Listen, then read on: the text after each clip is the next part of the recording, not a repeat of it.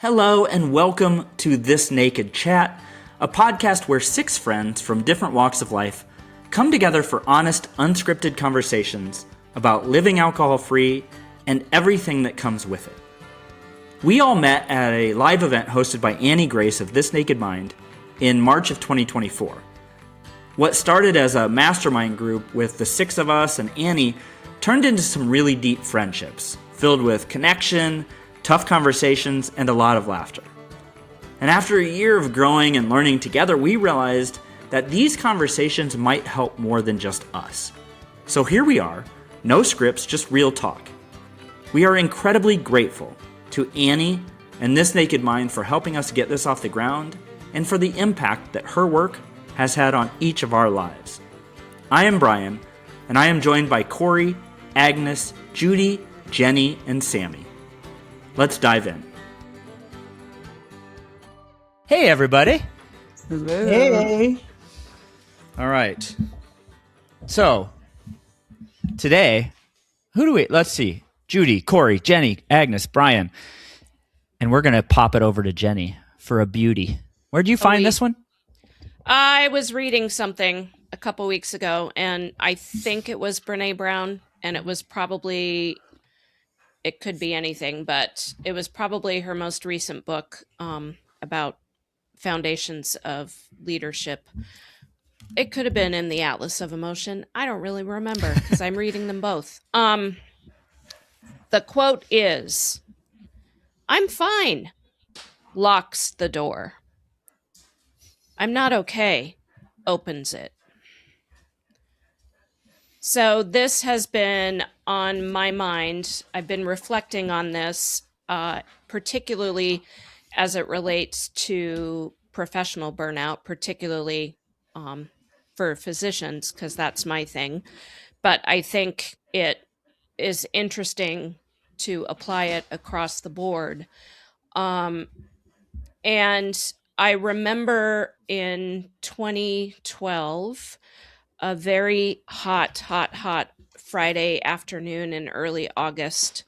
And I was covering my practices inpatients at two hospitals. And I was on call for the weekend, which meant Friday, Saturday, Sunday.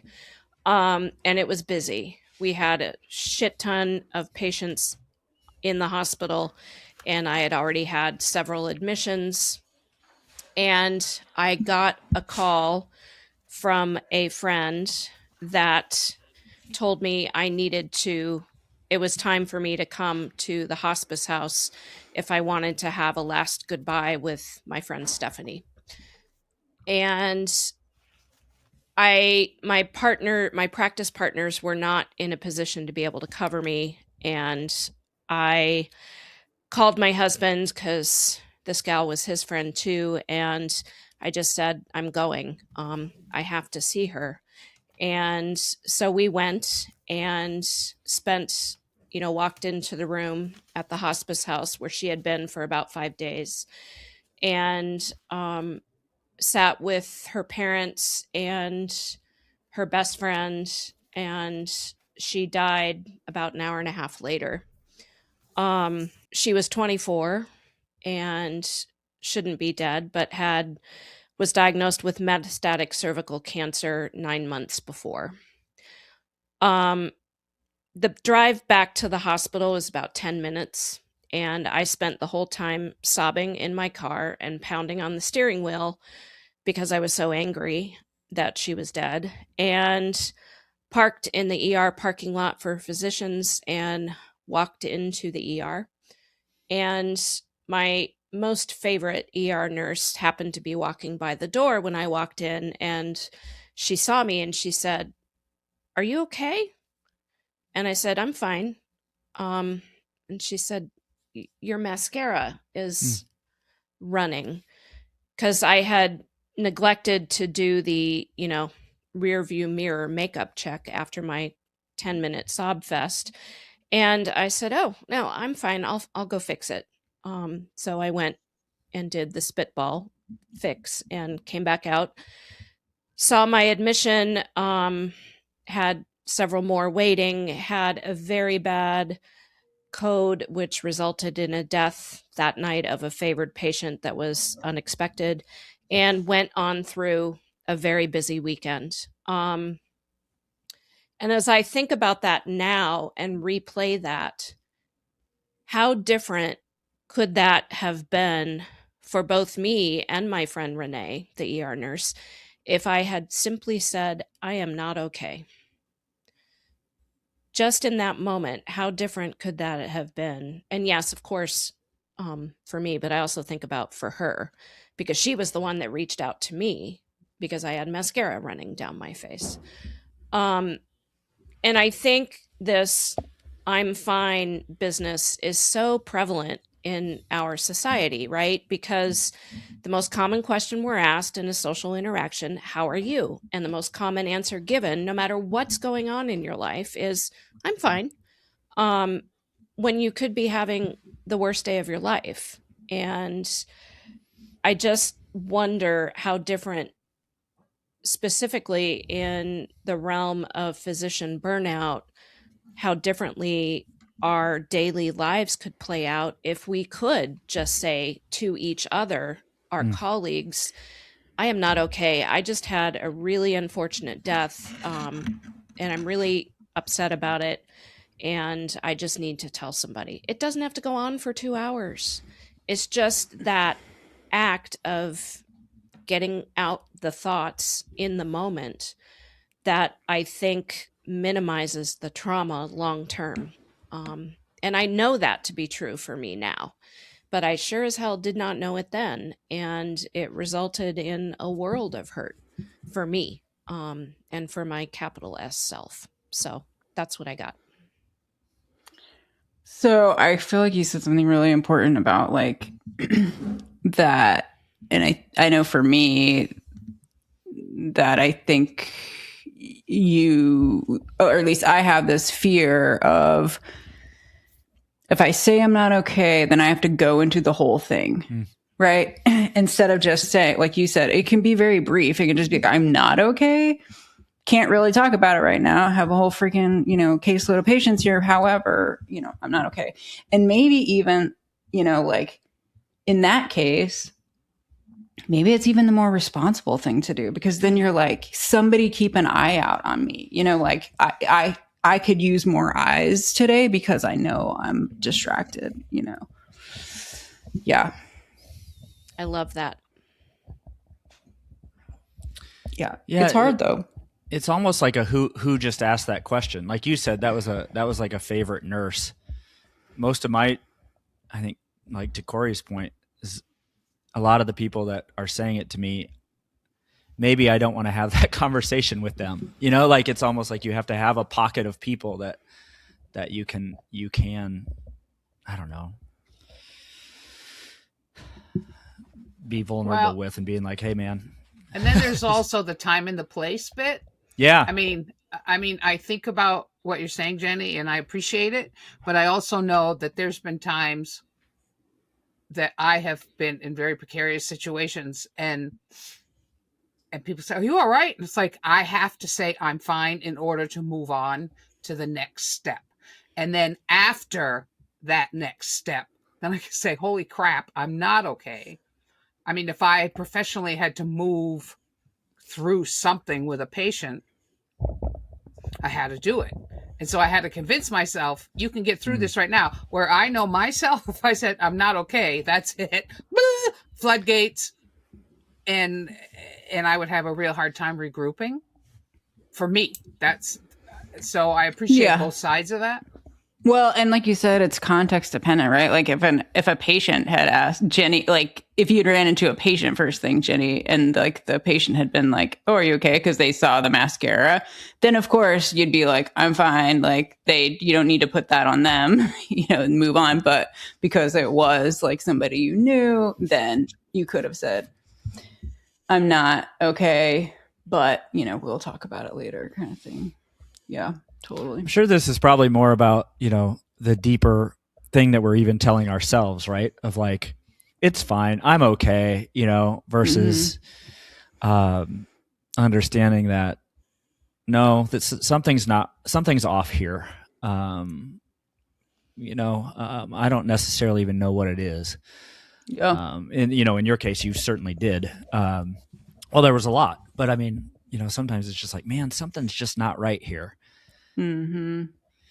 It's And I think that's go ahead. No, you go.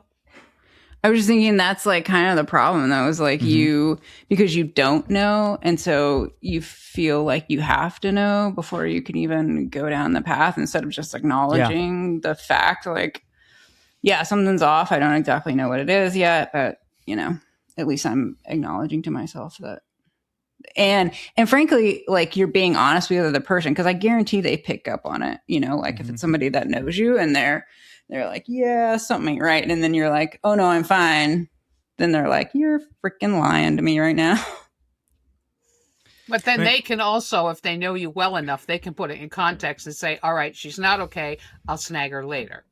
Yeah. Mm-hmm. Yeah. Right. If the situations where you can't talk about it, it's, yeah. Like if I were that nurse, I would have said, oh, Dr. Smith is not okay, but clearly she has to get through the shift or whatever. So I'll bag her later.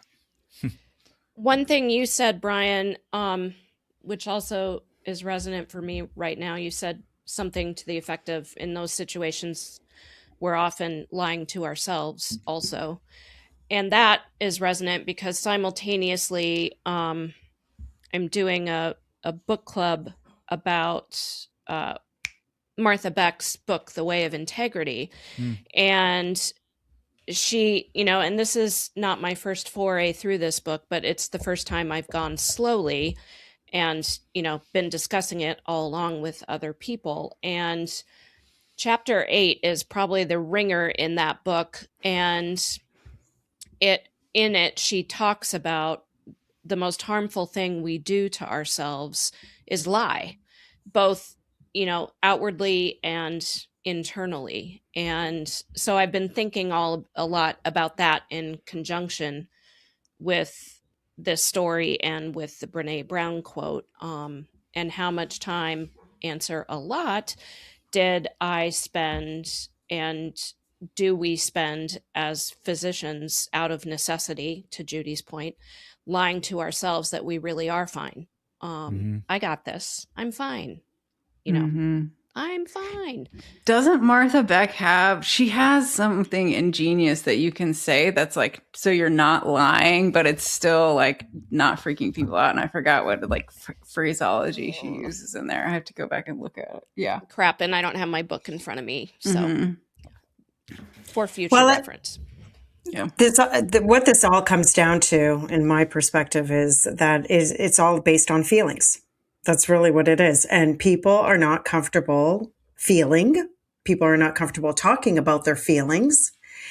And, if I'm saying I'm fine, that's because I'm protecting myself completely. I'm emotionally protecting myself. So if I'm not feeling, if I'm not fine, then that means emotionally there's something going on. And if I'm not feeling safe with whoever it is I'm speaking to, and there's only a handful of people that I emotionally feel safe with, it will always be that way when it comes to that, all the time.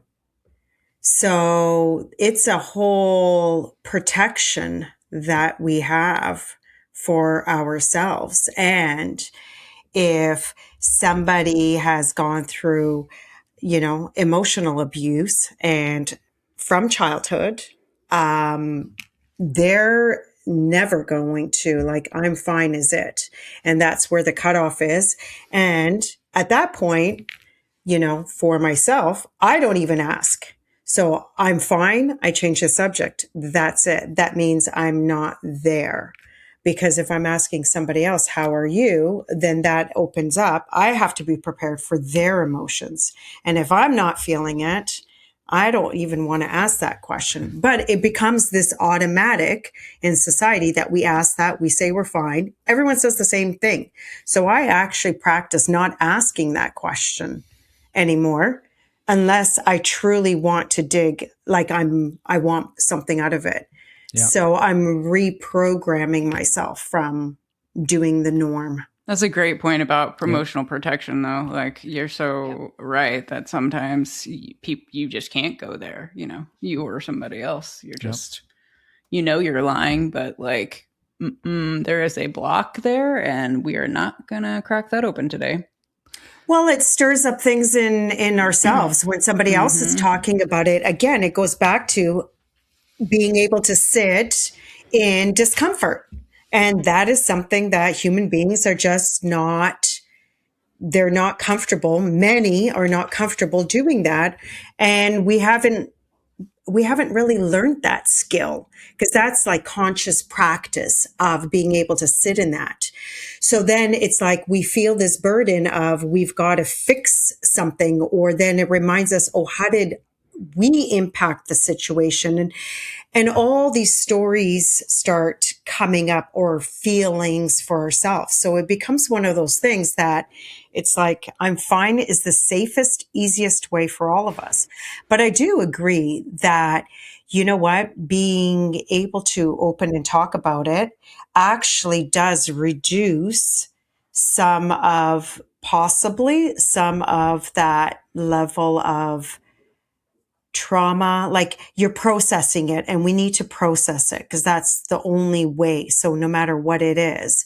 So sometimes just being able to talk through those feelings could actually resolve some of those things, opposed to us creating other meaning and stories to it, which will last a lot longer and take us longer to talk about. This episode is sponsored by The Path by This Naked Mind. It's a year-long program that combines expert guidance, daily support, and a connected community to help you take back control of your drinking so that you can wake up without regret, trust yourself again, and live a life that doesn't revolve around alcohol. Unlike the programs that focus on your behavior alone, The Path helps you eliminate the desire to drink using science-backed content, world-class coaching, and a compassionate community that really, truly gets it. So you can feel confident and in control of your relationship with alcohol without shame, without rules, and without missing out on the things that matter most. And in 2025, support is more accessible than ever before, with live online coaching calls every hour on the hour from 6 a.m. to 8 p.m. Eastern, Monday through Saturday. No matter where you are in the world or what your day looks like, support is always there, right in your back pocket. Learn more and start your path to freedom at nakedmindpath.com. You know, when you said that too, the other thing I was thinking about is there are some people that might ask that question. This is to your point of like, you can tell whether or not they want a real answer, you know, so like they're asking and they want you to say, I'm fine, because if you said anything else, they probably didn't hear you anyway. Or it's like I stepped in shit just now. Yeah. Or right. I was thinking too, like I have some friends that I know that if I said something to them about like, hey, I'm feeling this, I'm going to get advice, you know, or so it goes back to that like stage of like, hey, this is what I need from you right now, you know, of like, I just need you to hear this or that sort of thing. So there's also like, it just had me thinking of like, you know, how, and, you know, people are talking about how, I mean, you just need a nice circle around you, right? Like, and for people who don't, I don't know that they can, you know, I only have a few people that I'd probably open up to that if they asked that I'd say it, is what I was thinking. I was like, but there's a lot of people who don't have any, you know, and that's what scares me more than anything is like, you know. Well, society has taught us that. Right. Right. So like I even think about when I send out emails or anything, it's like, again, you're taught, hope things are well. Like, again, it's this putting it on. And it's like, why do we need to do that? Because you know what? Because then we look like we're selfish. We don't care or whatever. Like, again, there's all these different societal meanings that have been created that I don't know. Are they doing more harm to us than actual good? Because again, why are we forcing ourselves to ask or say something if that's not the direction? It should be okay. It could just totally spiral into all of these things because, and that I think that's one of those things. I would argue that we know from the powers that be that we have an epidemic of loneliness Right. right now. And I think there are two aspects to this, the societal aspect and the aspect of self. And on occasion they intertwine and on occasion they don't. And, you know, the only way we solve this epidemic of loneliness is through connection. And I don't know. Yeah, absolutely. There are those people that do not want to know the answer, the real answer. Absolutely. But I want to believe right now that some of them are teachable, I guess. And I don't know. I don't know any other way around it except to try, I guess. I think that's a great point. I was thinking about that too, is like, no one's going to come and, well, what I was thinking about is this requires work. You have to do this work too, right? Which is so uncomfortable, I think, for so many people to, especially, what I've seen in my midlife friends is, right, you get caught up in the career, you get caught up in the marriage, you get caught up with the kids, and you let those relationships fall. And to go back and create new ones because some of those old ones no longer serve you, so you do end up in a situation where you don't have anyone that you can open up to, outside of your maybe you probably don't even do it to your wife in that situation because you have to be strong, right? I'm thinking of my parents. So, I mean, that's another thing is you're like, man, to get those people that will not just ask the question, but will actually listen is work, but it's worth it. Yeah, totally. All right, Judi, wrap it up. I'm just kidding. Going to. I'm just thinking that, and listening to everything, it really does boil down to self-responsibility. I know. No matter how you slice it. And we may be naive to how we are, and we may not be able to figure out who we are. But in the long run, is it not our own responsibility to try to figure that out? But how do we do that? And it's by books, people can read books, whatever, but we can encourage each other. I mean, because I think it was Jenny that said teaching, right? We have to teach people how to communicate. We have to teach people how to interact. And how do we do that? We do that by being a trusting place where people can sit. And we can do that downtown. I mean, we can do that by our own, those of us who kind of sort of get it. And I'm not that close to it, but we can pretend. Even downtown, even with complete strangers, just an interaction, you can present a safe interaction authentically. That doesn't mean you have to say, well, how are you? But if something comes up, it still gives people that vibe, like, you know what? Not all people are bad. Yeah. Because how much of a vibe do we have in society? Well, I don't trust them. They're an idiot. Well, I can't do this. They're going to do this and that, right? Yeah. I mean, I am very choosy about the people I share things with. Very choosy. Because of trauma and all that, right? We all have that. We all have our defense mechanisms. But that doesn't mean it's not my responsibility to figure out a better way. Isn't it interesting, too, to your point, Judi? I had a coffee shop for 12 years, and I would have the most random, bizarre in the sense of, why are you telling me this? Conversations with tourists who I'd never met and would likely never see again. And it wasn't like, how are you? Here's your latte. It would be, spontaneously something very, very intimate in their lives would arise and they would tell me. And that's probably my favorite part of having the coffee shop, was those very random, spontaneous, surprising, intense, interactions with people. And it's that joke, you tell a stranger things you wouldn't tell your spouse, right? Yeah.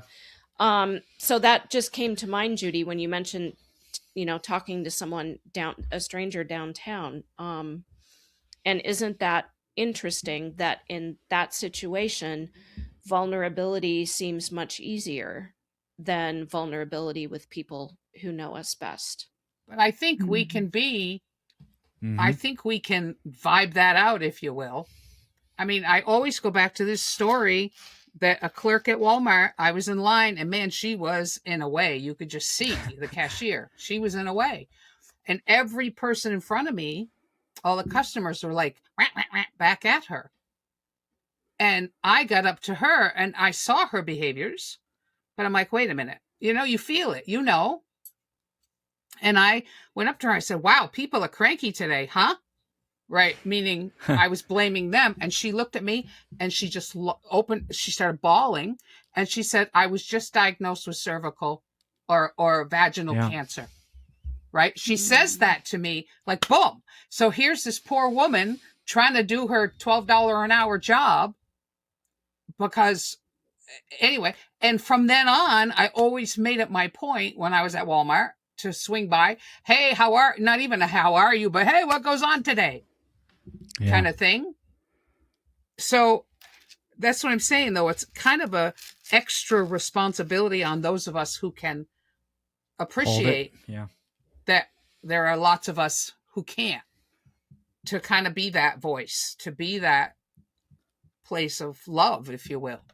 Be the example. Yeah. And it almost happens like I see now, like kind of what you were saying, Jenny, like people just like recognize it. Like, seems like this dude's going to be able to handle this. Or, I have more, not close friends, but like people maybe I know that share things with me now because they recognize that in us, which is a nice, sometimes you're can the be a example, nice thing. but you're the example, right? Share the love. I was also going to say too, because Jenny mentioned this, that you were going through Martha Beck's book with a group, which I think is another thing that that stuck out to me is like when we do, when I go through books on my own, I'm probably not being as truthful as what you're doing in a group. Just having someone else from the outside, and I've noticed this recently of like, the stories that I tell myself versus what other people, that like, how mean are you to yourself? Things like that versus like, no one would ever say what you just said to yourself to you. So that opening it up to others is kind of a nice way too, to not do that work on your own almost. No, it goes to that, what don't I see? Yeah. Yeah. Right? Yep. A lot. No, see, that was mean. All right. Well, that was fun. Anyone else? Good job. Good. Okay. I think we said it. You're the best. Oh, I'm going to hit this button instead. Okay. And 3, 2, 1. Bye, everybody. Bye. Bye. Hey, that's it for today's episode. Thank you so much for listening. If something we said resonated, made you laugh, or made you think, we'd love it if you share it with someone who might need it too. And if you're curious about going alcohol-free or just ready to feel more connected to yourself, check out This Naked Mind. Annie's work brought us all together, and we're so grateful for the impact it's had. On that note, a big thank you to Annie Grace and This Naked Mind for making this podcast possible. We'll see you next time on This Naked Chat.